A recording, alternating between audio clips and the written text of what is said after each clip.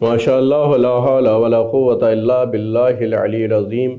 औज़ु बिल्लाहि मिनश शैतानिर लईनिर रजीम। बिस्मिल्लाहिर रहमानिर रहीम। सलामुन अलैकुम व रहमतुल्लाहि व बरकातुहू।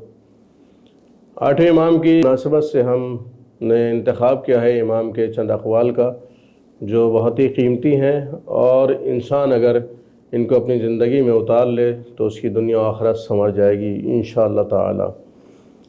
इमाम अली रज़ा अलैहिस्सलाम फरमाते हैं, अल मरउ मखबूबुन ताहता लिसानिह, अल मरउ मखबून ताहता लिसानिह। इंसान अपनी ज़बान के नीचे पोशीदा है। इंसान की शख्सियत उसकी ज़बान में पोशीदा है। जब वो गुफ्तगू करता है उस वक्त उसकी शख्सियत नुमायाँ और ज़ाहिर होती है। दूसरी हदीस में फरमाया कि तदबीर क़ब्ल अल अमल यौमिन का मिन निदम। फरमा रहे कि एक काम अंजाम देने से पहले उसके बारे में गौर व फिक्र करना तुम्हें शर्मिंदगी से महफूज रखेगा। बहुत से लोग जो भी काम अंजाम देते हैं बग़ैर सोचे समझे, बग़ैर गौर व फिक्र के, तो वो ज़्यादातर पशेमान होते हैं, शर्मिंदा होते हैं। लिहाज़ा इमाम फरमाते हैं कि अगर पशेमानी और शर्मिंदगी से बचना है तो पहले इंसान काम के अंजाम देने से पहले गौर व फिक्र कर ले कि आया इसका अंजाम क्या होगा, बेहतर होगा या बुरा होगा, या बाद में शर्मिंदगी होगी, पशेमान होना पड़ेगा। इसके अलावा इमाम ने इरशाद फरमाया कि बुरे और बदकार की हमनशीनी इंसान को नेक व साले अफराद से भी बज़्ज़न कर देती। बुरी सोहबत का नतीजा बुरा होता है। लोग ये समझते हैं कि हम तो अच्छे हैं, नेक किरदार हैं, बुरे लोगों के पास भी बैठेंगे तो हम पे क्या असर पड़ेगा। तो अज़ीज़ाना गिरामी, अगर हम बुरे लोगों की सोहबत में उनके हमनशीन होते हैं, उनके पास उठते बैठते हैं, तो हमें भी वैसे ही समझा जाता है। दोस्त को देख करके दोस्त का अंदाज़ा लगाया जाता है कि दोस्त ऐसा है तो ये भी ऐसा ही होगा। तो बुरी जगहों पर जब इंसान बैठता है, बदकिरदार लोगों के साथ बैठता है, तो उसको भी वैसे ही समझा जाता है। नेक किरदार लोग इस शख्स से बज़्ज़न हो जाते हैं, उसको बुरा समझते हैं। लिहाजा बुरे लोगों की हमनशीनी से परहेज़ करना चाहिए। इस जगह पर इमाम ने इरशाद फरमाया कि बंदगान खुदा पर जुल्म व सितम और उनसे दुश्मनी बदतरीन तोशाए आखिरत है। आप फरमाते हैं कि अगर बंदगान खुदा पर इंसान जुल्म व सितम करेगा और उनसे दुश्मनी इख्तियार करेगा तो ये आखिरत में बहुत ही बुरा तोशा लेकर के जाएगा। ज़्यादा आखिरत अच्छा नहीं होगा, उसका अंजाम बुरा होगा। इंसान को जुल्म व सितम नहीं करना चाहिए, लोगों के ऊपर बेजा किसी को परेशान नहीं करना चाहिए, किसी से दुश्मनी इख्तियार नहीं करनी चाहिए, दुश्मनी मोल नहीं लेनी चाहिए। एक हदीस में इमाम की ज़िक्र है कि जो शख्स अपनी क़द्र मंजिलत को पहचानता है वो हरगिज़ हलाक नहीं होगा। इंसान जब अपनी क़द्र मंजिलत भूल जाता है तो वो हलाक हो जाता है। जो लोग अपनी क़द्र मंजिलत पहचानते हैं, जानते हैं, अपना मर्तबा वक़ार समझते हैं, वो उसी एतबार से अमल करते हैं। नशीब व फराज के जानते हैं, तौर तरीक़े जानते हैं, नशीब व फराज के तौर तरीक़े जानते हैं, कहाँ जाना है, कहाँ नहीं जाना है, कहाँ उठना है, कहाँ बैठना है, कहाँ नहीं बैठना चाहिए, कहाँ नहीं जाना चाहिए। जब इंसान अपनी क़द्र मंजिलत को पहचान लेता है तो वो हरगिज़ हलाक नहीं होता इमाम की नज़र में। इसके अलावा इरशाद है कि तोहफ़ा दिलों से कीने को ख़त्म कर देता है। तोहफ़े का लेन देन, आपस में एक दूसरे को तोहफ़ा देना चाहिए और हदिया देना चाहिए। इससे क्या होता है कि लोगों के दिलों का बुग़्ज़ और कीना, हसद दूर हो जाता है। कीने को, बुग़्ज़ और हसद को दूर कर देता है तोहफ़े का देना। लिहाजा लोगों की खिदमत में इंसान को चाहिए कि वो तोहफ़े पेश करे ताकि बुग़्ज़ और हसद और कीना दूर हो जाए। तोहफ़ा देना कीने को दूर करने का सबब है। एक हदीस में इमाम ने इरशाद फरमाया, क़यामत में तुम में से वही शख्स मुझसे ज़्यादा नज़दीक होगा जो दुनिया में जिसका अखलाक सबसे अच्छा होगा और जो अपने घर वालों के लिए नेकोकार होगा। इमाम ने फरमाया कि अगर कोई क़यामत मुझसे नज़दीक होना चाहता है, मेरा क़ुर्ब इख्तियार करना चाहता है, तो उसको चाहिए कि उसका अखलाक अच्छा हो, लोगों के साथ अच्छा सलूक करे और इसी के साथ साथ घर वालों के साथ भी उसका बर्ताव नेक होना चाहिए। अज़ीज़ाना गिरामी, आपने समाज में, माशरे में देखा होगा कि लोगों का बहुत अच्छा अखलाक होता है, बहुत अच्छे अखलाक वाले माने जाते हैं, लेकिन जब घर में देखा जाता है तो उनका अखलाक तौर तरीक़ा अच्छा नहीं होता।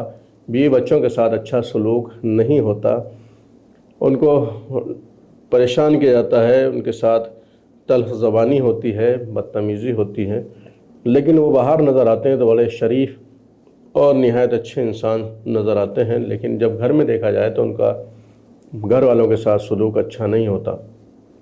تو اسی کی طرف امام نے اس حدیث میں اشارہ فرمایا کہ اگر کوئی چاہتا ہے کہ قیامت میں مجھ سے نزدیک ہو تو اسے چاہیے کہ وہ اپنا اخلاق بہتر بنائے، وہی مجھ سے نزدیک ہوگا قیامت میں کہ جس کا اخلاق اچھا ہوگا اور گھر والوں کے ساتھ اس کا برتاؤ اور سلوک اچھا ہوگا۔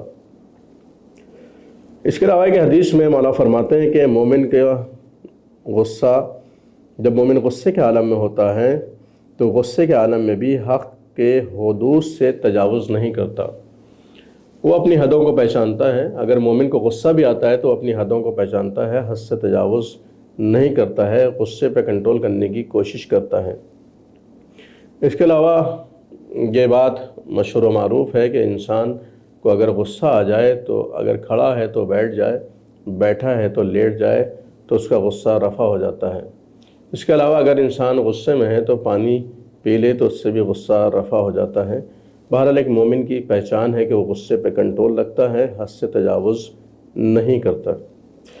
ایک حدیث میں امام فرماتے ہیں کہ لوگوں سے دوستی رکھنا نصف عقل ہے۔ لوگ اپنی جگہ میاں مٹھو بنے رہتے ہیں اور اپنے کام سے کام رکھتے ہیں، کسی سے مطلب واسطہ نہیں رکھتے، نہ کسی سے دوستی، نہ الفت ہے، نہ محبت ہے، نہ کسی سے ملنا نہ ملانا، نہ کسی کے احوال پرسی، بس اپنے کام میں مشغول ہیں اور اپنی جگہ خوش ہیں کہ ہم سب سے اچھے ہیں، ہم صحیح ہیں۔ لیکن امام فرماتے ہیں کہ اگر انسان کسی سے دوستی اختیار کرتا ہے تو یہ آدھی عقل کے مترادف ہے، آدھی عقل کے برابر ہے۔ دوست بنانا، دوستی کرنا، یہ نصف عقل قرار دیا ہے امام نے۔ اس کے علاوہ ایک حدیث میں امام نے ارشاد فرمایا کہ قرآن خداوند عالم کا کلام ہے، اس سے گریز مت کرو، کہیں اور ہدایت تلاش مت کرو ورنہ گمراہ ہو جاؤ گے۔ یہ قرآن کی فضیلت کے سلسلے میں امام فرماتے ہیں کہ کلام الہی ہے، اس کی قدر و منزلت کرنی چاہیے انسان کو، اس سے گریز اختیار نہیں کرنا چاہیے، اور ہدایت کو اگر تلاش کرنا چاہتا ہے تو قرآن سے ملے گی۔ قرآن کے علاوہ کہیں ہدایت تلاش کرے گا انسان تو گمراہ ہو جائے گا۔ قرآن ہدایت کا بہترین وسیلہ ہے امام رضا علیہ السلام کی نظر میں، جو گھروں میں طاقوں کی زینت بنا ہوا ہے، شوکیس شوروم کی جزدان کی زینت بنا ہوا ہے۔ انسان کو چاہیے کہ اس کو کھولے، یہ نعمت عظمیٰ ہے جو ہمارے گھروں میں قرآن مجید کی شکل میں موجود ہے۔ صرف ماہ رمضان میں قرآن پڑھ لینا کافی نہیں ہے، ثواب کے لیے صرف قرآن پڑھ لینا کافی نہیں ہے، بلکہ یہ ہدایت کا وسیلہ ہے۔ امام بھی فرمانے کے ہدایت کا وسیلہ ہے، قرآن بھی کہہ رہا ہے کہ ہدی للمتقین، متقین کے لیے ہدایت ہے۔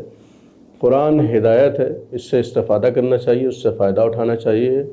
قرآن کو جزدان سے باہر نکالیں، طاق سے باہر نکالیں، شوکیس سے باہر نکالیں، اس کا احترام اپنی جگہ پر درست ہے۔ یہ ایسی کتاب ہے جس کا دیکھنا بھی عبادت ہے، پڑھنا بھی عبادت ہے، سننا بھی عبادت ہے۔ اس کی گرد صاف کریں، ہدایت اسی وقت حاصل ہوگی جب ہم اس کو پڑھنے کے ساتھ ساتھ اس کے معانی مطالب کو بھی دیکھیں، اس کا ترجمہ پڑھیں۔ ہر زبان میں الحمدللہ آج ترجمہ موجود ہے، جو زبان ہمیں آسانی سے آتی ہو اس زبان میں اس کا ترجمہ پڑھیں، سمجھیں اور اس میں غور و فکر کریں۔ خود قرآن بھی دعوت دے رہا ہے کہ اس میں تدبر کیا جائے، غور کیا جائے۔ آخر کلام میں اس کے جائے ایک اور حدیث امام کے لے لیتے ہیں۔ امام فرماتے ہیں کہ جو کسی عورت کا مہر نہ دے اور مزدور کی مزدوری اور اجرت نہ دے، اور یا کسی کو خرید لے، بیچ ڈالے، تو ایسا شخص بخشا نہیں جائے گا۔ بہت ہی تلخ حقیقت ہے، انسان غور کرے۔ اکثر لوگ مہر معاف کرا لیتے ہیں اور نہیں دیتے ہیں، جبکہ بیاہ شادی میں لاکھوں روپیہ خرچ کرتے ہیں۔ پوری شادی میں اگر کوئی چیز واجب ہے تو وہ مہر ہے، اس کی ادائیگی ہے، جو ایک دلہن کا حق ہوتا ہے اس کو دینا چاہیے۔ مہر دو طرح کا ہوتا ہے، ایک مہر فاطمی، ایک مہر شرعی۔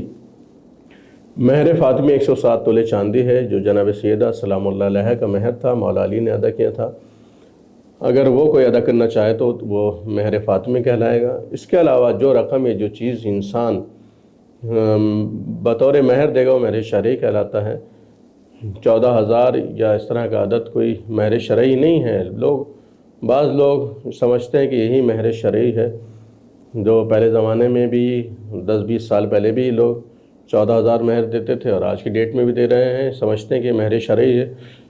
حالانکہ مہر شرعی ہر وہ چیز یا ہر وہ رقم ہے کہ جس پر طرفین راضی ہو جائیں، دلہا دلہن دونوں راضی ہوں، اس طرف کے لوگ راضی ہوں، دونوں طرف کے لوگ راضی ہوں، تو وہی چیز یا رقم شرعی مہر کہلاتی ہے۔ 5 روپے بھی ہو سکتے ہیں، 5,000 بھی ہو سکتے ہیں، 5 لاکھ بھی ہو سکتے ہیں، 14 روپے بھی ہو سکتے ہیں، 14,000 بھی، 14 لاکھ بھی ہو سکتے ہیں۔